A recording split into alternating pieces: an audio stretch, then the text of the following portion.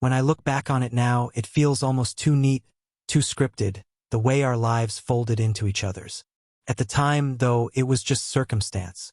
Rent was too high, my scholarship money stretched thin, and my part-time job at the coffee shop didn't exactly leave me swimming in extra cash.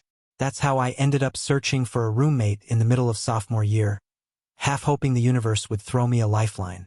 The universe did, but not without a catch. His name was Jordan. He'd been on the football team his freshman year but quit after an injury, still carrying himself with that same easy confidence athletes never quite lose. Tall, broad-shouldered, with sun-streaked hair that curled just enough at the ends to look perpetually messy but intentional. He had this grin that could light up an entire room, like he wasn't just laughing at his own joke, but inviting you to join in. We met through a friend of a friend. I was sipping a flat Coke at a party I hadn't wanted to be at when someone tapped me on the shoulder and said, "Hey, you're still looking for a roommate, right?" I turned around and there he was, red Solo cup in hand, wearing ripped jeans and a t-shirt with a faded band logo. I almost choked on my Coke, not because I recognized him, but because I couldn't stop staring. "Yeah," I said too quickly. He stuck out his hand. "Jordan, my lease is up next month. You got space." It should have been purely transactional. Two guys trying to save money, nothing more. But from the moment we shook hands, I felt something coil inside me. A tension I couldn't name, but that made my chest feel too tight and my palms sweaty. We signed the lease together the next week, splitting the rent on a small two-bedroom apartment just off campus. The place wasn't much, thin walls, creaky floors, a heater that rattled like it was choking, but it was ours. That first night, as I watched Jordan drop his duffel bag on the floor and claim the bigger bedroom without hesitation, I realized something important. Living with him would test every ounce of self-control I had. See, I'd known I was into guys since high school. I wasn't out to everyone, only a few friends carefully chosen, but I was comfortable enough with myself to not live in denial.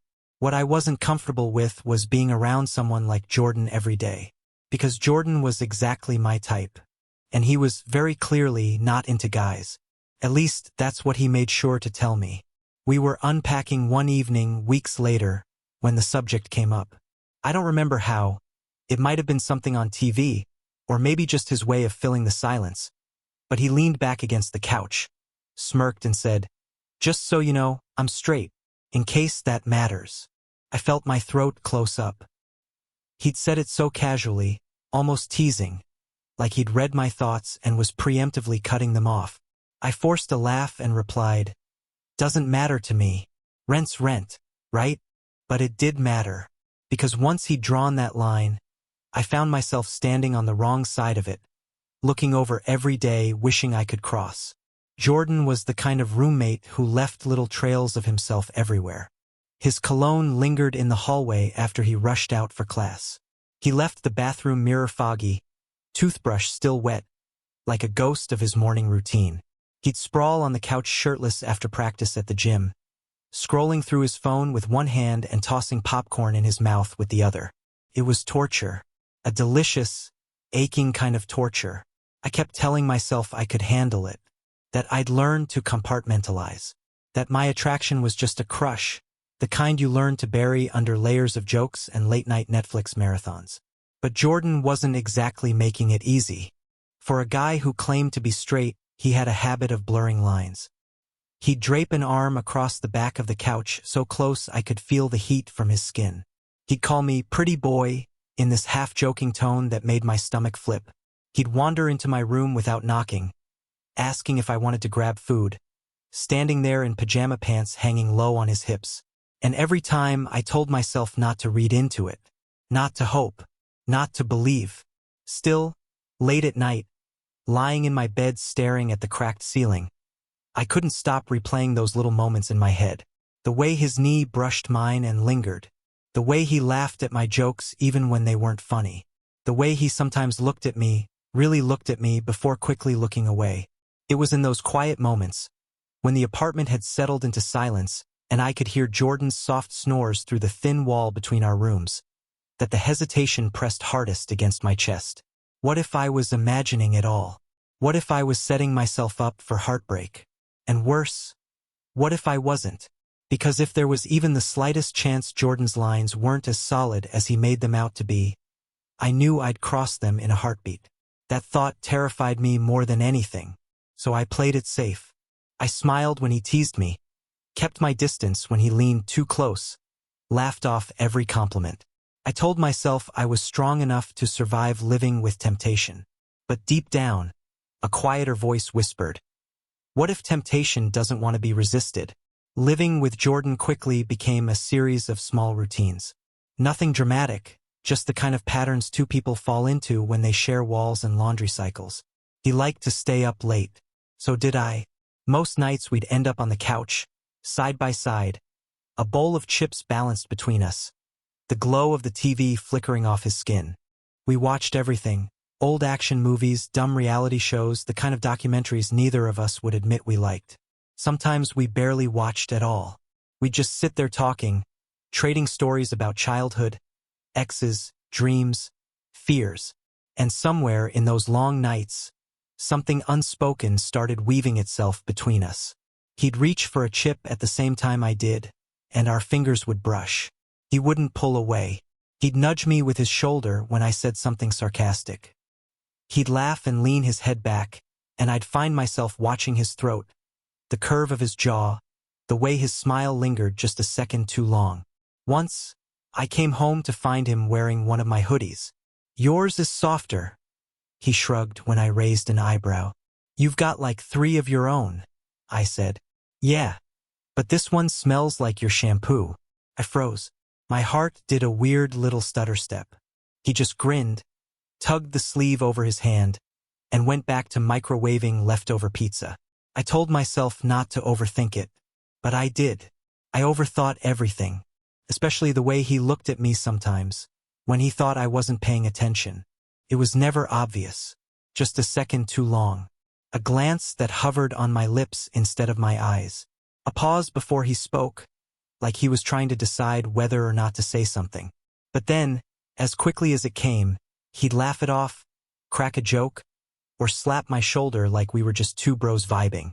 It drove me insane, because I didn't know what was real. Was he flirting? Was he just naturally affectionate? Was I imagining it because I wanted it so badly? I didn't trust my own instincts anymore. It all built slowly, like pressure behind a dam.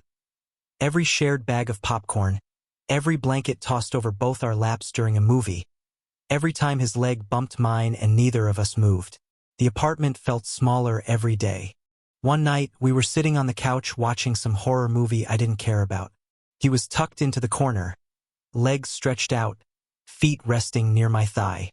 He kept making dumb commentary through the whole thing, mimicking the characters' voices, predicting who was going to die next. You know, I said, not looking at him, you ruin scary movies by talking the whole time. Correction, he said. I make scary movies better. I rolled my eyes. You're lucky you're pretty. The words slipped out before I could catch them. The room went still. The TV crackled in the background. I felt my face flush hot, but Jordan just smiled, slow, amused, unreadable. Flattered, he said finally, voice low. I guess you're not so bad looking yourself. My heart slammed so hard I thought he might hear it. But he didn't say anything else. Didn't touch me. Didn't make it a thing. He just reached for more chips and went back to the movie. Like it was normal. Like it meant nothing. But it did mean something. I just didn't know what. I tried to let it go. But the tension between us was beginning to feel like a third roommate. Silent, ever-present, watching from the corners. And then came the night that changed everything. It was late, past 2 a.m., and I had just come out of the shower, towel around my waist, hair dripping. I didn't think Jordan was home. His boots weren't by the door, and the lights were all off. I stepped into my room, humming some stupid tune, and started pulling off the towel. That's when the door creaked open behind me. Hey, did you? Jordan froze mid-sentence. We both just stood there, staring at each other. Me half-naked, him wide-eyed in the doorway. I scrambled to yank the towel back up, face burning. Jesus, knock much? Sorry, he said quickly, turning away but not really moving. I thought you were asleep already. I didn't. I grabbed a t-shirt and shoved it over my head. You good? I asked, trying to sound casual. He stepped back into view, eyes darting everywhere but at me.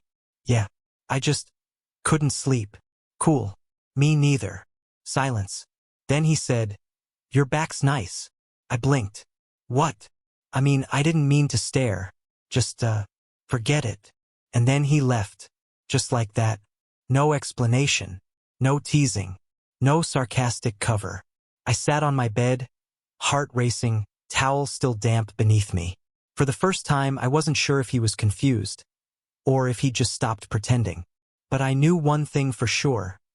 The line we'd been tiptoeing around for months had just gotten razor thin. And sooner or later, one of us was going to cross it. After that night, the towel incident, as I called it in my head, something changed. Jordan didn't talk about it, of course. He acted like it never happened. He didn't bring it up, didn't tease, didn't laugh it off the next morning. But he started behaving differently. It was subtle at first. The kind of shift most people wouldn't notice. But I did. He started asking questions. Personal ones.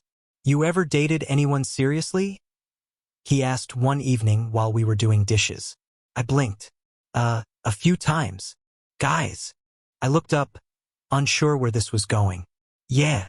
He nodded like he was checking a box in his head. That one dude who came by a few months ago, was he like a thing? Brian. I shrugged. Briefly. Didn't work out. Jordan washed a plate for too long. Why not? He wasn't really into anything serious. We were in different places. He didn't say anything after that. Just handed me the next dish and hummed some off-key tune while the faucet ran. Kept happening. He'd ask what I looked for in a guy. If I'd ever had a crush on a friend. Whether I thought certain celebrities were attractive. All under the guise of casual conversation, but his eyes were never casual. And then there were the compliments. You've got nice skin, he said once, unprompted as I was shaving. Okay, weird thing to say, I muttered, glancing at him through the mirror. Just saying. You do. He walked away, leaving the scent of his cologne in the air and confusion in his wake. Other things stood out, too. The way his hand lingered just a second too long when we passed a drink or shared a remote. The way he started choosing the seat closest to mine even when the entire couch was free. And sometimes, in the quiet moments between conversation, I'd feel his eyes on me. Not in a broy why what's up kind of way, but in that silent, charged way that made my skin tingle. I kept telling myself not to read into it. That maybe I was projecting. Maybe I was just seeing what I wanted to see. Still, the tension kept growing, thick enough to choke on. Until one night, it all cracked wide open. We were both home early. It was raining, the kind of cold, relentless rain that makes the world feel smaller. We had takeout containers scattered across the coffee table, a bad sitcom on in the background, and the weight of everything we weren't saying hanging in the air. He nudged me with his knee. So, you ever hook up with your roommates? I stared at him. What? He chuckled, almost nervously. Just asking. It's like a thing, right? Guys living together. Boundaries get weird. I haven't, I said slowly. Have you? No. I mean, not really. He scratched the back of his neck. Not with a guy, at least. I waited, but he didn't elaborate. Instead, he changed the subject, started talking about some dumb prank one of his old teammates pulled in high school. I laughed when I was supposed to, but my head was spinning. I wanted to know what he meant. I wanted to push, so I did. You've been acting weird lately, I said, cutting him off mid-story. He blinked. Weird how? Asking about my love life, making comments, staring. He raised his hands. I'm just being friendly, dude. Chill. That's not what it feels like, I said. And you know it. His smile dropped. What do you think I'm doing? Hitting on you? Are you? The room went still. We stared at each other across the couch, tension thick between us. I'm not gay, he said flatly. I didn't say you were. Then stop making it weird. I'm not the one climbing into beds in the middle of the night, Jordan. His jaw clenched. That was one time. I couldn't sleep. And you needed my bed for that? He stood abruptly, knocking over a takeout box. You know what? This was a mistake. Living together. This whole thing. I stood too. Then say it. Say there's nothing going on here and mean it. He looked at me, chest rising and falling fast. There's nothing going on. But his voice cracked. And in that crack, I heard the truth. We both froze. He glanced away first, fists clenched at his sides. I'm going to bed, he muttered. I didn't stop him. He disappeared into his room and shut the door hard. I stood there for a long time, staring at the closed door, heart pounding in my chest. The rain tapped against the windows, steady and cruel. And all I could think about was how badly I wanted him to open that door again and just say something real. But the silence that followed wasn't empty. It was filled with everything we couldn't say out loud. Sleep didn't come that night. I lay in the dark, eyes open, staring at the ceiling like it might offer answers. The apartment was still. The rain from earlier now just a memory in the cool air coming through the cracked window. I could hear the faint hum of the fridge. Pipe somewhere groaned. And in the room next door, silence. Not the kind that settles, it hovered, like something unfinished. My mind replayed our fight. The way Jordan's voice cracked on nothing. The way his eyes had darted like he couldn't look at me too long without unraveling. I kept thinking he'd come out. That the door would creak. That he'd appear like he always did when I was on edge. But it didn't happen. Minutes became hours. My phone said it was 2:12 a.m. I shifted onto my side and squeezed my pillow, telling myself to let it go, to stop hoping, to stop wanting. And then I heard it, the soft click of a door opening. Footsteps, hesitant, barefoot. I turned my head. The hall light was off, but the outline of a figure filled my doorway. Jordan. He didn't knock, didn't ask. He just walked in. I sat up, heart hammering. Jordan. He didn't answer. He crossed the room slowly, like he wasn't sure of his own decision until his knee touched the side of the bed. And then he climbed in, not like someone crashing after a long night, not like a joke or a sleepover or an excuse. This time there was no pretending. He pulled the covers over himself and laid on his side facing me, the space between us small and shrinking. I froze. Jordan, I whispered. What are you doing? He didn't look away. Can't sleep. My throat tightened. That's not what this is. He exhaled slowly. I know. I didn't move. My body was stiff with confusion and adrenaline. Every nerve screamed at me to do something, say something, but my mouth was dry. He reached out, barely brushing my wrist with his fingers. I couldn't stop thinking. About earlier.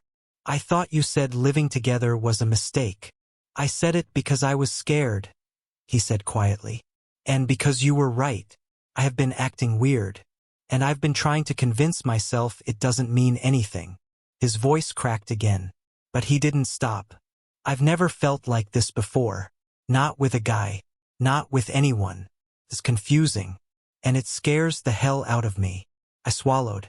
Then why are you here?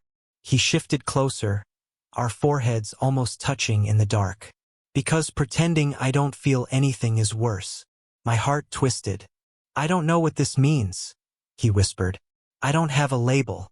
I don't have the right words.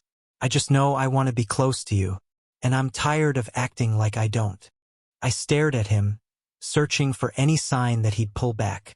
But he didn't. He looked raw, open, and terrified. I took a slow breath. You don't have to figure everything out tonight. He gave a shaky laugh.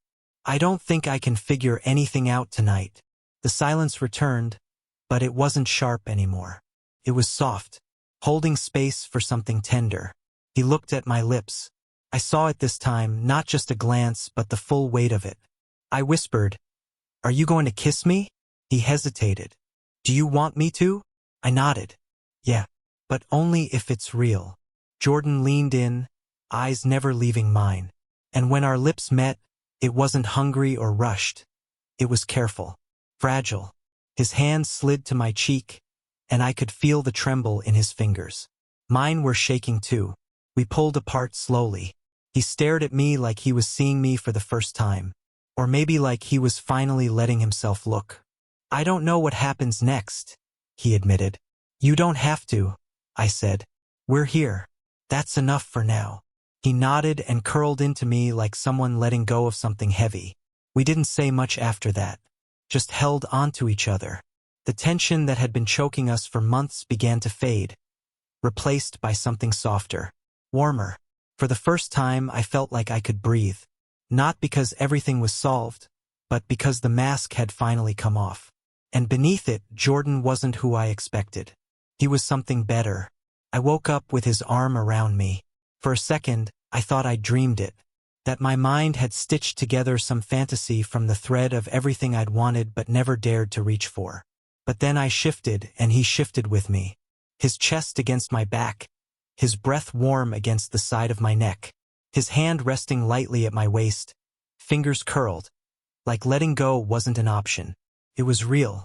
Jordan was in my bed, and he hadn't moved. I laid there frozen, not with fear, but with awe. The kind of awe you feel when something you thought was impossible finally shows up. Quiet, tender, alive. I slowly turned over to face him. He was still asleep, mouth slightly parted, brow relaxed, messy strands of hair stuck to his forehead. Up close, he looked softer than I'd ever seen him. Less like the confident guy who swaggered through parties and more like someone who'd just set down a heavy weight. I brushed a thumb across his cheek before I could stop myself. He stirred, eyelids fluttering open. For a moment, he looked disoriented. Then his gaze landed on me, and he smiled.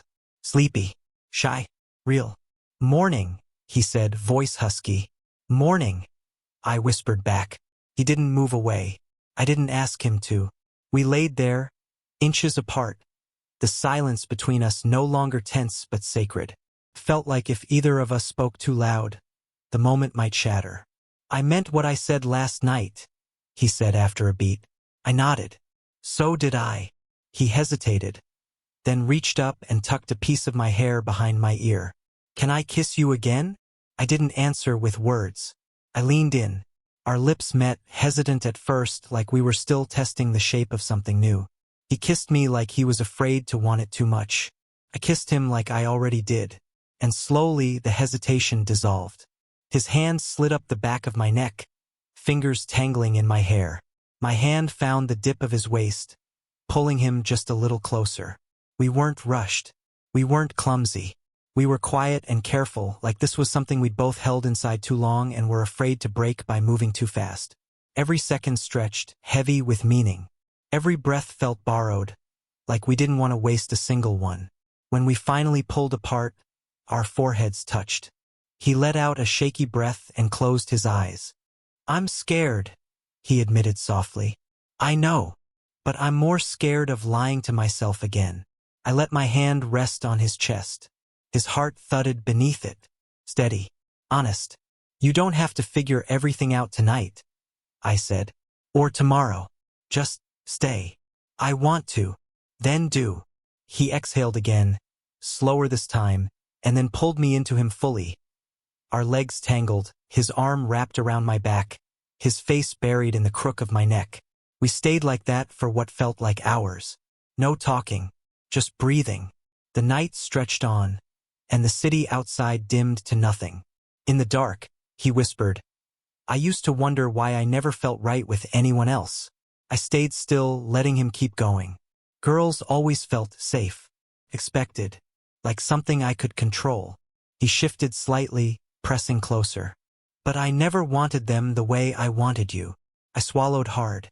You scared me, he whispered, because you saw me, even when I didn't want to be seen. I blinked against the sting behind my eyes. And all this time, I thought I was hiding it well, he added, almost laughing. But I wasn't, was I? No, I said gently. Not really. He pulled back just enough to look at me. You never said anything, he said, because I didn't want to scare you off. He nodded, thoughtful. You didn't. You made it safe, even when I didn't know how to say it. I smiled, heart aching in the best way. Well, now you have. We kissed again. This time slower, deeper, with less fear and more want. The night faded behind us. Morning light began to bleed through the blinds, soft and silver, like the world was waking up with us. We didn't fall asleep right away. We stayed up whispering secrets, telling stories, sharing fears and favorite songs. It felt like rediscovering someone I already knew, like meeting him again, but without all the masks. When sleep finally took us, it was with limbs wrapped tight and hearts finally still. And for the first time since he moved in, I didn't feel like I was holding my breath anymore. This wasn't just a moment. It was the start. When I woke up, sunlight was already spilling across the room, slicing through the blinds and warming the sheets. For a split second, I forgot. I stretched, turned my head, and there he was, Jordan, curled toward me, one arm slung over my waist, his mouth slightly parted, hair wild from sleep. Reality hit like a wave. Last night happened, and now it was morning, a real morning. No alcohol, no party, no excuses. I watched him breathe. I listened to the quiet hum of the world outside the window, and I wondered, in that stillness, whether things would stay beautiful or start to break. He stirred. His eyes fluttered open, and when they landed on me, he didn't flinch. "Hey," he whispered. "Hey." A pause. A silence full of questions. Then he said, "We should probably talk, huh?" I gave a soft laugh. "Yeah, probably." He pulled back, just enough to sit up, raking a hand through his hair. The covers slipped down his bare chest, and I tried not to stare, but he caught me. "You always look at me like that?" he teased. "Only when you're not looking." He smiled, but then it faded, replaced by something quieter. "This changes everything, doesn't it?" "Does it have to?" I asked. "We're still us." He looked at me for a long moment, then nodded slowly. I've never done this. I don't even know what I am." "You don't need a label," I said gently. "You just need to be honest with yourself. With me." He breathed deep. "Okay, then here's me being honest. I want to be with you. I don't know what the world's going to think, or what our friends will say, but I know how I feel when I'm with you. And I'm tired of pretending that doesn't matter." That was all I needed. We got up and made breakfast together like we always did, but everything felt new. When our fingers brushed over the coffee mugs, neither of us pulled away. When I caught him watching me crack eggs, he didn't hide it. He just smiled, soft and sure. We didn't define it. We didn't draw a roadmap. But we moved through the day like something had finally clicked into place. Later that afternoon, we headed out to grab groceries. It was nothing special, just a quick run. But when we walked through the store, Jordan kept close. Our shoulders bumped. His hand hovered near mine as we walked side by side. At one point, he leaned in and said, "That old lady over there thinks we're dating." I raised an eyebrow. "We kind of are." He grinned. "Guess we are." He didn't hold my hand. Not yet. But he didn't shrink away either. It was a small thing, but it felt big. That night, we had friends over, just a few people from campus. The usual drinks, music, bad jokes. Jordan and I kept our distance, playing it cool. But I noticed it. The way his eyes kept finding mine from across the room. The way he stood a little closer when someone laughed too loud at my jokes. The way he moved through the night like I was his anchor. After the last guest left, he locked the door, turned around, and let out a breath. "I was nervous," he admitted. "About tonight." "Why?" "Because I didn't know how to act. I kept thinking, what if someone notices something? What if I mess this up?" "You didn't." He walked over, leaned his forehead against mine. "I'm trying. I'm still figuring it all out." "I know. And I'm not going anywhere." That became our rhythm, gentle, learning, real. He started falling asleep in my bed more often. His hoodie became mine. My cologne ended up on his skin. We weren't hiding anymore, but we weren't shouting it either. One evening, we went to a campus cafe. We sat close in the corner booth. A guy from Jordan's old football team walked in and spotted us. He raised an eyebrow, then smiled. "You two a thing now?" Jordan hesitated. I felt my stomach drop. But then Jordan reached for my hand under the table, laced our fingers together. "Yeah," he said. "We are." The guy nodded. Cool. Took you long enough. When he left, I stared at Jordan. You okay? I asked. He nodded. Yeah. You? Better than okay.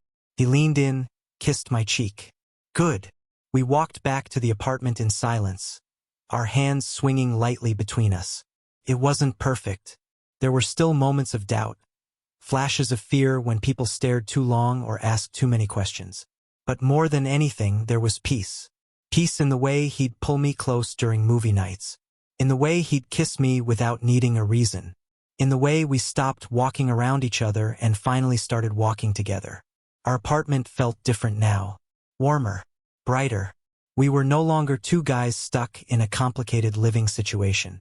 We were building something, and for the first time since Jordan moved in, there was no hesitation, just truth and love.